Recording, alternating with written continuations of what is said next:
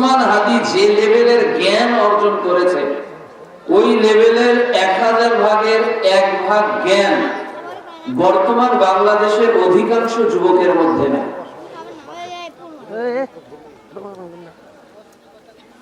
শরীফ ওসমান হাদি একজনকে বলছে যে তুমি জীবন দিবে রাজপথে, দরকার নেই, তুমি ফটোগ্রাফার হও, তোমাকে আমি 5000 টাকা দিয়ে এক জায়গায় ভর্তি করে দিই।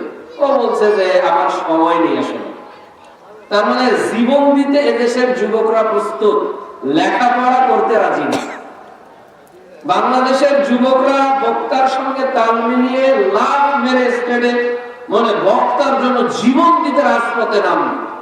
কিন্তু যদি বলা হয় যে তুমি ইসলামের প্রকৃত জ্ঞানে একেবারে মাহির হও, তখন যুবক রাজি হবে না। কেননা সস্তা কথা শুনতে বলতে আয়োজন করতে আমাদের খুব ভালো লাগে।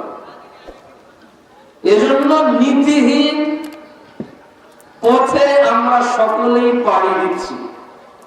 আল্লাহ তাআলা এজন্য আমাদেরকে উপদেশমালা দিয়েছেন।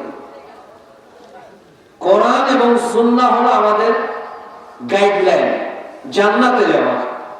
জান্নাত যেতে চাইলে এর বিকল্প কিছুই নেই।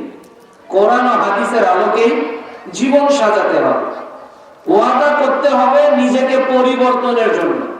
ওয়াজ মাহফিল এটা নাটক, সিনেমা, থিয়েটার না, এটা দিয়ে জীবন পরিবর্তন করতে হয়।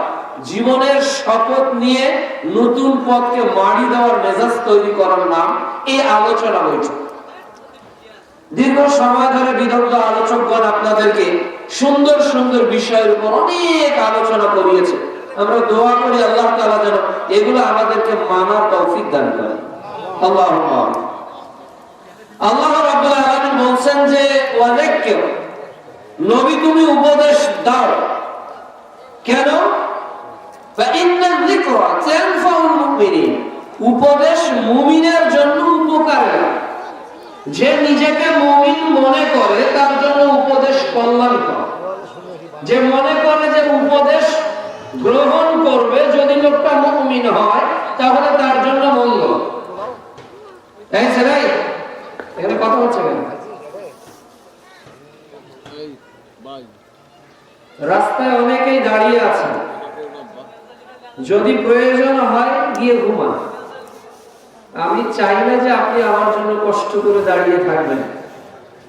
আর যদি থাকতেই হয়, ঢাকার এত লম্বা পথ প্রাইভেট গাড়িতে ওভারে করে করে এতদূর চলে আসে, তো আমিও তো ক্লান্ত, তো আমি তো আপনাকে কিছু বলার জন্য দাঁড়িয়েছি। আবার গাড়ি চলে এসেছে বারমতিপুর থেকে, গাড়ি করতে চলে যেতে হবে, তো আমি তো আপনার চেয়ে বেশি ক্লান্ত। আমি ক্লান্ত শরীরে দাঁড়িয়ে আপনার উপকারের জন্য কিছু কথা বলবো, এটা আপনি শোনার জন্য জোরালো প্রস্তুতি গ্রহণ করুন। যদি কথা শুনতে তিক্ত অনুভব হয়, প্লিজ দয়া করে ঘুমিয়ে পড়ুন, ফজর যাতে কাজা না হয়।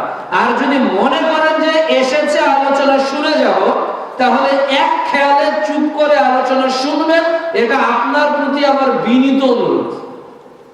আল্লাহ রাব্বুল আলামিন বলেন নবী তুমি উপদেশ দাও, উপদেশ মুমিনের জন্য উপকার। সহিহ মুসলিম প্রথম খণ্ডের 100 নম্বর হাদিস। রাস্তায় ছেলে বুঝলাম না, আমি 3টা প্রতিষ্ঠানের সরাসরি পরিচালক, 300-400 স্টুডেন্ট। আমরা গেলে গতি নিয়ে কথা বলি। আপনি ডানে বামে কথা বলবেন, আমি কথা বলবো, এটা আমার পক্ষে সম্ভব না। রাসূল সাল্লাল্লাহু আলাইহি ওয়াসাল্লাম বলেন যার কাছ থেকে দ্বীন শিখছো তাকে দেখো। তো আমাকে কি আমার চেহারা দেখে দাওয়াত দিয়েছেন নাকি যে আমি কত ঢং করে কথা বলি, আমার সাইজ কত, আমি কালো না ফর্সা? যে দাওয়াত দিয়েছেন হিসাব কিতাব করে আলোচককে দাওয়াত দিবেন। যে মাঠের জন্য যে আলোচক প্রযোজ্য সে মাঠে তাকে নিয়ে আসবেন। সবাইকে নিয়ে এসে আপনি কষ্ট পাবেন, আমিও কষ্ট পাবো, এটার তো প্রয়োজন নেই। যাকে নিয়ে এসেছেন কমিটি কর্তৃপক্ষ সবাই সজাগ থেকে তাকে নিয়ে আসবেন, উঠাবেন এক সময়, বলবেন এক সময়। আমি আপনার কাছে মাথা বিক্রি মরার আগ পর্যন্ত করব না, কোন কমিটির কাছে না। কি টেকনাফ কি তেতুলিয়া পিটালো অন্তত কমিটির কাছে। আমার মতো আব্দুল্লাহর মতো যারা কোরআন সুন্নাহর একনিষ্ঠ দায়ী হিসেবে মাঠে নেমেছে, কর্তৃপক্ষের চক্রাগানিতে আর তার কমেন্টে আমরা উঠিও না, বসিও না। আমাদের নীতিতে যদি রাজি থাকেন দাওয়াত দিবেন, না হলে নষ্ট হয়ে যাবে। আমি জোর করে এখানে দাওয়াত নেই, আর আমরা এমন আলোচক না নিজের প্রচার নিজে করে আপনার কাছে আমার ডেট নিতে বাধ্য করব। তাই অনুরোধ করছি, যারা চলে যাবেন দয়া করে যান। 2-4টা লোক থাকলে কিছু কথা বলে বিদায় দিন। রাসূল সাল্লাল্লাহু আলাইহি ওয়াসাল্লাম বলছেন যে দিন হলো উপদেশ, দিন হলো উপদেশ, উপদেশই হলো দিন। অর্থাৎ একজন মানুষ একজন মানুষকে উপদেশ দিবে, দেওয়াই প্রয়োজন। কেন? মানুষ মানুষের শুভাকাঙ্ক্ষী। একজন মানুষের মাধ্যমে একজন মানুষ জাহান্নাম থেকে বাঁচুক, একজন মানুষের মাধ্যমে একজন মানুষ জান্নাতের পথে চলুক, একজন মানুষের মাধ্যমে একজন মানুষ উপকৃত হোক। রাসূল সাল্লাল্লাহু আলাইহি ওয়াসাল্লাম বলেন, সহিহ মুসলিম 2559 নম্বর হাদিস, মিশকাতুল মাসাবি প্রথম খণ্ড কিতাবুল ইলমের 204 নম্বর হাদিস। রাসূল সাল্লাল্লাহু আলাইহি ওয়াসাল্লাম বলেন, ওয়াল্লাহু ফি আউনিল আবদ মা কানা আল আবদু ফি আউনিল আখি। আল্লাহ বান্দাকে সাহায্য করবেন কতক্ষণ? যতক্ষণ বান্দা তার অপর ভাইকে সাহায্য করে। তার মানে আমি আর এক ভাইকে সাহায্য করব, আমি চাচ্ছি যে আপনাকে উপকার করতে। কি উপকার করব? মুহাম্মদ সাল্লাল্লাহু আলাইহি ওয়াসাল্লাম বলেন, কেউ যদি আল্লাহ কোরআনের একটা আয়াত শিক্ষা অর্জন করে, একটা আয়াত যদি জানেন, বোঝেন, শিক্ষা অর্জন করেন, একটা লালু আল্লাহ রাস্তায় কোরবানি করলে যত নেকি হয়, কোরআনের একটা আয়াত শিখলে তার আমলনামায় তত নেকি হয়। সুবহানাল্লাহ। তাহলে কোরআনের যদি আমরা 10টা আয়াত থেকে আমরা শিক্ষা নেই, অন্তত আজকে জানুয়ারি মাসের গতকালকে চলে গেছে, আজকে দ্বিতীয় দিন, 10টা আয়াত যদি আমরা আজকের আলোচনায় শিখতে পারি, তাহলে 10টা লালুক আল্লাহ রাস্তায় কোরবানি করলে যত নেকি হবে, আল্লাহ যত খুশি হবে, এর সমপরিমাণ নেকি আল্লাহ তাআলা আজকে এখান থেকে যাওয়ার আগে আপনার আমলনামায় দান করবে। করবেই করবে ইনশাআল্লাহ। রাসূল যেহেতু বলেছে করবে, তাহলে অতএব আপনার আমলনামায় নেকি লেখা হবেই হবে ইনশাআল্লাহ। আর রাসূল সাল্লাল্লাহু আলাইহি ওয়াসাল্লাম অন্য বর্ণনায় বলেন, যারা জ্ঞান অর্জন করে, যারা জ্ঞান অর্জন করে তাদের জন্য দোয়া করে গর্তের পিপিলিকা। তার মানে আমরা এখন জ্ঞান অর্জন করছি। It's the path of Islam and source of knowledge. এখান থেকে আমরা জ্ঞান আহরণ করছি, তার মানে আমরা জ্ঞান শিখতে চাই। রাসূল সাল্লাল্লাহু আলাইহি ওয়াসাল্লাম বলেন, যে ব্যক্তি জ্ঞান অর্জন করে তার জন্য গর্তের পিপিলিকা, সমুদ্রের মাছ সকলেই দোয়া করে, আল্লাহ লোকটাকে ক্ষমা করো, লোকটার প্রতি রহম করো। তাইলে যতক্ষণ আপনি এই জ্ঞানের পরিবেশে থাকবেন, ততক্ষণ গর্তের পিপিলিকা আপনার জন্য কি করবে? দোয়া করবে, কান্দি করছে আল্লাহর নিকট। এটা কি আমাদের জন্য বর্তমান বাস্তবতায় প্রাপ্ত? বিচারে এই বাদাম বিক্রেতা, get lost from here, don't disturb me. এখানে কোনো বাদাম বিক্রি হবে না, আপনি বসে আলোচনা শুনেন, একজনকে বাদাম দিতে পারবেন না। আপনারা খেয়ে আসেন না, তো বাদাম এখন দিতে হবে না।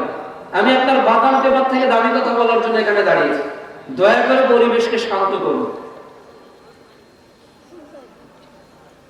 সম্মানিত উপস্থিতি, বলছিলাম আপনাকে যে আজকের এই আলোচনা হলো উপদেশ কোরআন সুন্নাহ ভিত্তিক। আর এখানে থেকে লাভ হবে কি? একটা আয়াত শিখবেন, লালন করবেন। যতক্ষণ ইলমের আহরণে থাকবেন ততক্ষণ শুধু নেকি আর নেকি। এরপর যখন বৈঠক শেষ, মজলিস আবিষ্টীয় ফেরেশতারা আল্লাহর নিকট গিয়ে বলবে, আল্লাহ জিজ্ঞাসা করবে জানার পরে, কোথায় গিয়েছিলে? ওই গেছিলাম কাসনাতে, ওখানে 9 নম্বর ওয়ার্ডে মানুষ দিন শিখছে। ওরা কি চায়? জান্নাত চায়। জান্নাত দেখেছে? দেখেনি। দেখলে কি করত? ইবাদতে আগ্রহী হতো। ওরা বাঁচতে চায় কি থেকে? ফেরেশতারা বলে জাহান্নাম থেকে। ওরা কি জাহান্নাম দেখেছে? দেখেনি। যদি দেখতো তাহলে ভীতি, আন্তরিকতা, ক্ষমা বেড়ে যেত। আল্লাহ বলছে, ফেরেশতারা সাক্ষী থাকো, আমি বান্দাদের অতীতের যাবতীয় গুনাহকে মাফ করে দিলাম। সুবহানাল্লাহ, এটা আল্লাহ বলছে। তখন ফেরেশতারা বলছে, আল্লাহ কেউ যে প্রয়োজনে বসেছে, একজন ওঠে না এই জন্য বসে আছে, তখন আল্লাহ রাব্বুল আলামিন বলবেন যে আমার বান্দার জন্য যে রহমত, এই রহমতের পরিবেশে যারা বসেছে আমি সবাইকে মাফ করব। এই যে ইনস্ট্যান্ট আপনি 3 প্রকার নেকি পাচ্ছেন, আয়াত প্রতি, এরপর জ্ঞান অর্জনে, আর যতক্ষণ থাকছেন। যদি নেকি আর নেকি মানুষ যদি বুঝতে পারতো আজকের এই মাহফিলে আল্লাহ কি পরিমাণ মর্যাদাকে জান্নাতে দিবে, তাহলে এই 9 নং ওয়ার্ডের আশেপাশে মাইকের আওয়াজ যত দূর যাচ্ছে কোন মানুষ দূরে থাকতো না, সবাই জান্নাত লুফে দেওয়ার জন্য পাড়ি জমাতো যে কিভাবে জান্নাতে যাবে। মুহাম্মদ সাল্লাল্লাহু আলাইহি ওয়াসাল্লাম বলছেন যুদ্ধের মাঠে, সূরা আল ইমরান অধ্যায় 3 আয়াত 133 এ তিনি শুধু বলেছেন ওয়াসারিউ ইলা মাগফিরাতিন মির রাব্বিকুম ওয়া জান্নাতিন আরদুহাস সামাওয়াতি ওয়াল আরদ। এই আয়াতটা তিনি বলছেন, আর সাহাবী বলছেন যে আল্লাহর রাসূল, যে জান্নাত আসমান এবং জমিন পরিবর্তী, এই জান্নাতে কি আমি যেতে পারবো? তখন রাসূল সাল্লাল্লাহু আলাইহি ওয়াসাল্লাম বললেন যে তুমিও তাদের একজন। তখন ওই ব্যক্তি পকেট থেকে সব খেজুর বের করে বলল, আল্লাহর রাসূল, আমি যদি খেজুর খেতে থাকি জান্নাত যেতে দেরি হয়ে যাবে, দুনিয়ার খেজুর রেখে দিলাম, আমি জান্নাতে যাব না। যুদ্ধের মাঠে নিজে কাফেরদেরকে মেরে নিজের শাহাদাতের পিয়ালা পান করলেন। এ হলো আকাঙ্ক্ষা, এ হলো জান্নাতের তীব্র বাসনা। সম্মানিত উপস্থিতি, আজকের এই সংক্ষিপ্ত উপদেশ আলোচনায় প্রথমত যে বিষয়টি নিয়ে আলোচনা করতে চাই, যে আমরা ভুলে গেছি আমাদের প্রতিপালককে, আমাদের স্রষ্টা সম্পর্কে আমরা অসচেতন। আমরা জানি না আমাদের রব কত বড়, আমরা জানি না আমাদের রবের ক্ষমতা কত বড়, আর আমরা এও জানি না যে আমরা হলাম মাখলুক। রব খালেক, আমরা কে? মাখলুক। তো মাখলুককে যিনি সৃষ্টি করেছেন তিনি খালেক, তিনি খালেক। এই মাখলুক আজকে মনে করে যে আমি এবার নমিনেশন পেয়েছি, এমপি হবই, ক্ষমতাই আলাদা, ক্ষমতায় আসার আগেই ক্ষমতা। মনে করে যে আমি এমপি, ক্ষমতার আগেই ক্ষমতা। মনে করে যে এই হারা গেছে আমার টাকা বেশি, তো ওর ক্ষমতা আলাদা। মনে করে যে এই 9 নং ওয়ার্ডে তার টাকা পয়সা বেশি, তার ক্ষমতাই আলাদা। মানুষ ক্ষমতাকে বিস্তার ঘটানোর জন্য জনসম্মুখে যা ব্যবহার করে তা হলো পাওয়া, তা হলো মানি, তা হলো কায়িক ক্ষমতা। এগুলো দিয়ে মানুষ প্রদর্শিত হতে চায়, অন্যের নিকট সম্মান মর্যাদা পেতে চায়। এটা হলো দুনিয়ার মানুষের হিসাব কিতাব। কিন্তু মানুষ যখন বুঝতে পারবে যে we are powerless, we have no power, আমাদের কাছে কোনো শক্তি নেই, আমরা হলাম জয়ীফ, আমরা দুর্বল, আমরা হলাম মাজুর, আমরা একেবারেই দুর্বল অসহায়, আর রব হলেন কদির, তিনি সর্বশক্তিমান। আমরা হলাম ভিক্ষুক, ওয়া ইয়াকা নাস্তাঈন, ভিক্ষা চাই, সাহায্য চাই কার কাছে? তার মানে আমাকে চাইতে হয়। আপনি যত বড়ই এমপি হন, মন্ত্রী হন, টাকাওয়ালা হন, আপনাকে হাত পেতে বলতে হয় রব্বানা আতিনা ফিদ দুনিয়া হাসানা, রবকে বলতে হয়। তার মানে আপনি চান কারো না কারো কাছে, চান, তার মানে আপনি হলেন সার্ভেন্ট অফ আল্লাহ। আমরা হলাম সবাই আল্লাহর গোলাম। আজকে থেকে নিজের কোনো শক্তি নেই। আল্লাহ বলছে সূরা দাহা অধ্যায় ৭৬ আয়াত ১, হাল আতা আলাল ইনসানি হিলুম মিনাল জাহল লাম ইয়াকুন শাইআন মাযকুরা। এমন একটা সময় অতিবাহিত হয়েছে উল্লেখ করার মতো আমরা কিছুই ছিলাম। কি ছিলাম? কি ছিলাম? আজকে যাদের দাড়ি পেকে গিয়েছে, এনারাও একটা সময় বিছানায় প্রস্রাব করত, পায়খানা করতে, নিজে পরিষ্কার করতে পারত না। কত দুর্বল আমরা ছিলাম, কতটা দুর্বল ছিলাম। আল্লাহ তাআলা বলছেন সূরা ইনফিতার অধ্যায় ৮২ আয়াত ৬ যে ইয়া আইয়ুহাল ইনসান মা গররাকা বিরাব্বিকাল কারীম, দুনিয়ার মানুষ কে তোমাকে ধোঁকা দিল? আরে ধোঁকাটা পেলে তুমি কার কাছ থেকে? তুমি তো কিছুই ছিলে না, তোমার অস্তিত্ব ছিল না, তোমার রূহ ছিল না, তুমি বলতে পারতে না, লিখতে পারতে না, শুনতে পারতে না, দেখতে পারতে না, বুঝতে পারতে না, কোন স্মৃতি শক্তি তোমার ছিল না। বাবাকে বাবা বলে, মাকে মা বলে, এই যে ভাষা, ওটা তো আমি শেখালাম। হাতে কোন জিনিস তুমি রাখতে পারতে না। ছোট্ট বাচ্চার হাতে একটা কলম গান ফেলে দিবে, একটা বই গান ফেলে দিবে, একটা গ্লাস গান ফেলে দিবে। ওই আল্লাহ আমি তোমাকে এত ক্ষমতা দিলাম যে এক হাতে 40 কেজি ওজন তুমি একাই তুলতে পারো। কে দিল এটা? নাকি আমার খাদ্য আমার শক্তি জুগিয়েছে? না, we are powerless, আমরা শক্তিহীন, আমাদের কোনো শক্তি নেই। আল্লাহ বলছেন কিভাবে তোমরা অস্বীকার করো? আল্লাহ তাআলা বলছেন সূরা বাকারা অধ্যায় 2 আয়াত 28 যে কাইফা তাকফুরুনা বিল্লাহ ওয়া কুনতুম আমওয়াত ফাআহইয়াকুম সুম্মা ইউমীতুকুম সুম্মা ইউহয়ীকুম সুম্মা ইলাইহি তুরজাউন। তোমরা কিভাবে অস্বীকার করো? উপস্থিত মুসল্লি নারী পুরুষ, আরে রবকে কিভাবে অস্বীকার করেন? সবাই মৃত ছিলেন। 100 বছর আগে, 150 বছর আগে এখানে কারো কোনো অস্তিত্ব ছিল না। আগামী 100 বছর পর এই 9 নম্বর যত মানুষ আমার কথা শুনছে, নারী ও পুরুষ, আগামী 150 বছর পর এরা কেউ পৃথিবীতে থাকবে না। এটা কি চূড়ান্ত সত্য কথা নয়? তাহলে এই জমিন কার? এই জমিন কাদের জন্য সৃষ্টি করা হয়েছে? আমার দাদার দাদা আজকে পৃথিবীতে বেঁচে নেই, কোথায় চলে গেল? আমার দাদা পৃথিবীতে বেঁচে নেই, কোথায় চলে গেল?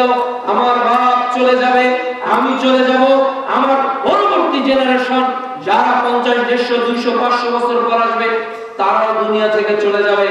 আদম আলাইহিস সালাম দুনিয়াতে থাকতে পারেন নাই, মুসা আলাইহিস সালাম থাকেন নাই, ঈসা থাকেন নাই আপনার আমার প্রিয় নবী মুহাম্মদুর রাসূলুল্লাহ সাল্লাল্লাহু আলাইহি ওয়াসাল্লাম। তাহলে এই জায়গাটা তো থাকার কোনো জায়গা না, এটা একটা সার্কেলের স্টপেজ, ওই একটা জায়গায়, এই জায়গা থেকে আরেকটা জায়গায় যেতে হবে। এটা একটা সার্কেলে, রূহের জগৎ, মায়ের জগৎ, দুনিয়ার জগৎ, এরপর লাস্ট ডেস্টিনেশন আবার কার? কবর আসতে সামনে, যেতেই হবে, যেতেই হবে।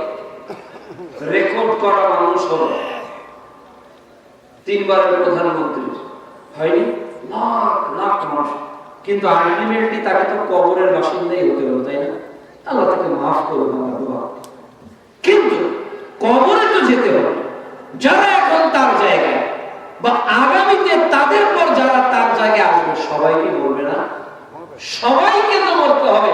তাহলে আমার ক্ষমতা, আমার শক্তি, আমার অস্থিমজ্জা, আমার মেধা যে অ্যাপ্রোচ আমি পৃথিবীতে দেখাই, এটা কাকে দেখাচ্ছে?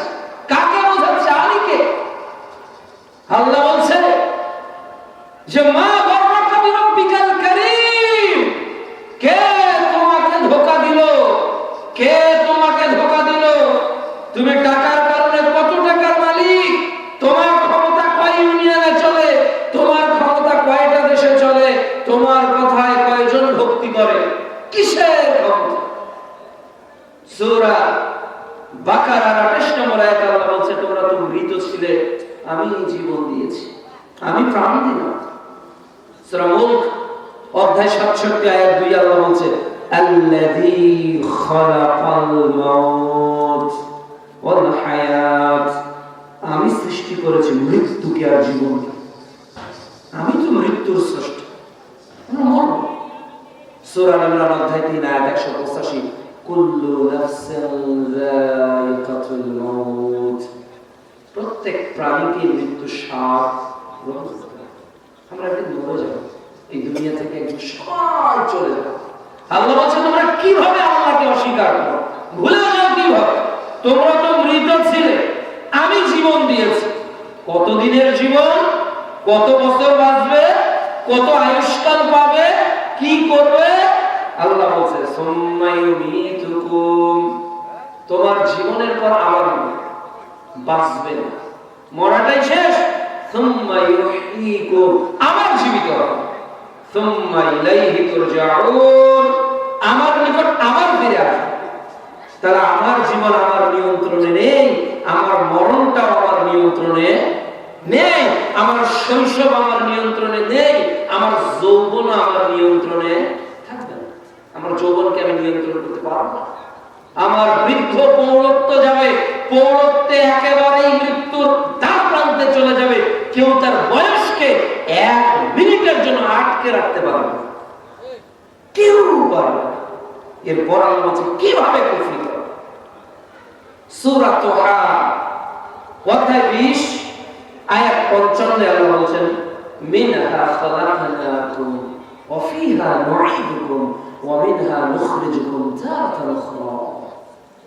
মানুষ আরে মাটি দিয়ে তোমাকে বানাইছে, নিচে একটু তাকান না, এইটা দিয়ে আমি তৈরি। আল্লাহ বলছে পৃথিবীর মানুষ মিনহা খালাকনাকুম, আরে তোমাদেরকে তো আমি মাটি থেকে বানিয়েছি, ওইটা থেকে নাকি আল্লাহ আমাকে বানিয়েছে। ওয়া ফিহা নুঈদুকুম, মাটিতে মিশিয়ে ফেলবে। ওই যে লাশটাকে নামালাম বিসমিল্লাহ বলে মাটি দিয়ে চলে আসলাম, বলেন তো লাশটা রাখলাম কোথায়? মাটিতেই রাখলাম, মাটিতেই রাখলাম। ওয়াফিহা নুঈদুকুম, মাটির মধ্যে তোমরা মিশে যাও। আজকে যে লোকটা মারা গেছে 3 দিন পর ওই কবরটা তুললে গন্ধতে টিকতেই পারবে না। একটু আগে কত সেন্ট, কত প্রসাধনী মাখছি, এক কাপড় কয়বার করে পরিষ্কার করছি, আয়রন করছি, একটু ময়লা লাগলে ঝেড়ে ফেলে দিচ্ছি।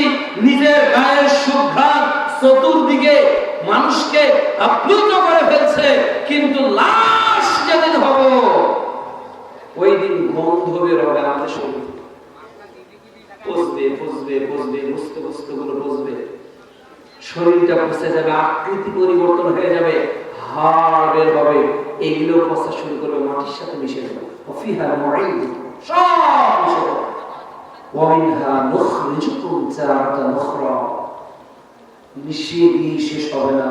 আবার ওই মিশানো থেকে আবার যিনি পুনর্জীবিত করবেন তিনি কে? তিনি আল্লাহ। এই রবকে আগে জানেন, মারিফাতুল্লাহ, রবকে যে চিনতে পেরেছে সে দুনিয়াতে সফল। যে রবকে চিনতে পেরেছে সে হাসতে হাসতে জীবন দিয়েছে। যে রবকে চিনেছে, যে রবকে চিনতে পেরেছে, গভীর রজনীতে সময় ঘুমিয়ে পড়েছে, ওই যুবক ঘুমায়নি, ওই যুবক 3:30টায় উঠেছে। মা ডাকেনি, বাবা ডাকেনি, মুয়াজ্জিন ডাকেনি, বন্ধুটাও ডাকায়নি, হৃদয়ের মধ্যে কম্পন সৃষ্টি হয়েছে। পাপ করেছে, অন্যায় করেছে, অপরাধ করেছে, আজকে একটু তাহাজ্জুদে আল্লাহর কাছে কাঁদবো। শীতল পানি দিয়ে উজু করে যায় নামাজ বিছিয়ে দিয়েছে। দীর্ঘ সময় যুবক অন্ধকার রাতে কাকে যেন রাখছে। এই মজা কি পৃথিবীর কোন খাবার পাওয়া যাবে?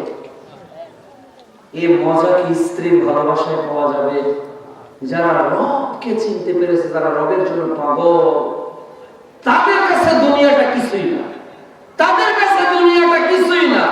তাদের কাছে এই রংপুর শহরে মেডিকেল মোড়ে 10টা 5তলা বিল্ডিং পাওয়া যতটা প্রশান্তি, তার কাছে এক ওয়াক্ত সালাত জামাতের সহিত আদায় করাটা এর চেয়ে 1000 কোটি গুণ বেশি প্রশান্তির কারণ। এটা তার মধ্যে যে মারিফাতুল্লাহ, যার মধ্যে রবের জ্ঞান আছে, যে রবকে চিনতে পেরেছে, যে রবের সঙ্গে মহব্বত তৈরি করেছে। উত্তপ্ত বালু প্রান্তরে শুয়ে রাখা হয়েছে তরুণ এক যুবককে, কৃষ্ণাঙ্গ এক যুবককে।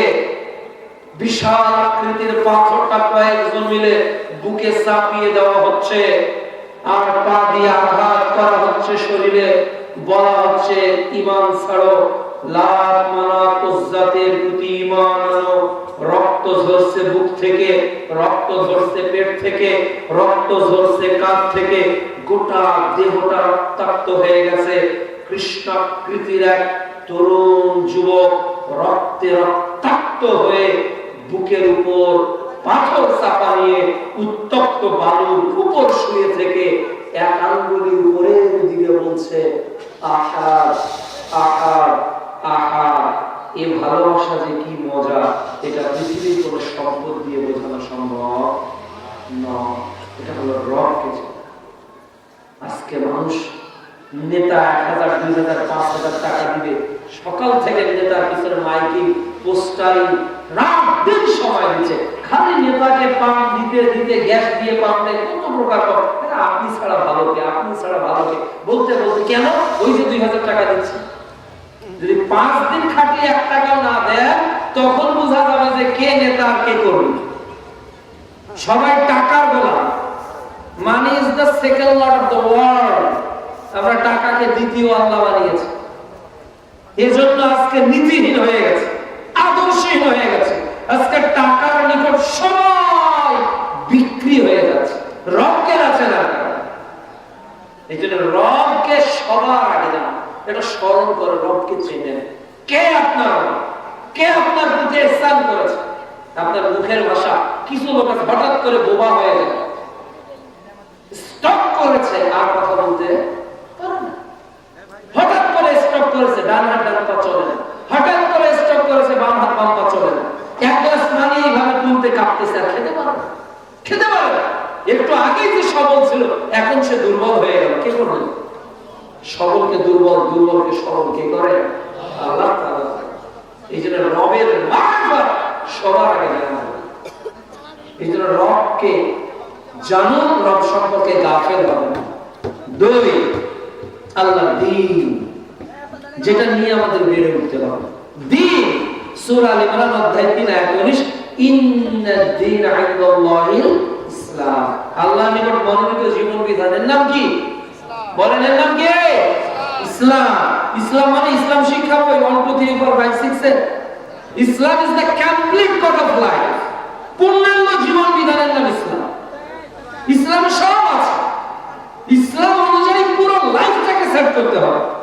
আপনার খাওয়া, আপনার ঘুম, আপনার চলা, আপনার অর্থনীতি, আপনার সমাজনীতি, আপনার রাজনীতি, আপনার পররাষ্ট্রনীতি, আপনার বৈবাহিক নীতি, আপনার সামাজিক নীতি, পৃথিবীতে আইন কানুন নিয়ম বলতে যা কিছু বোঝায় সবটাই যার অধীনে, তার নাম ইসলাম।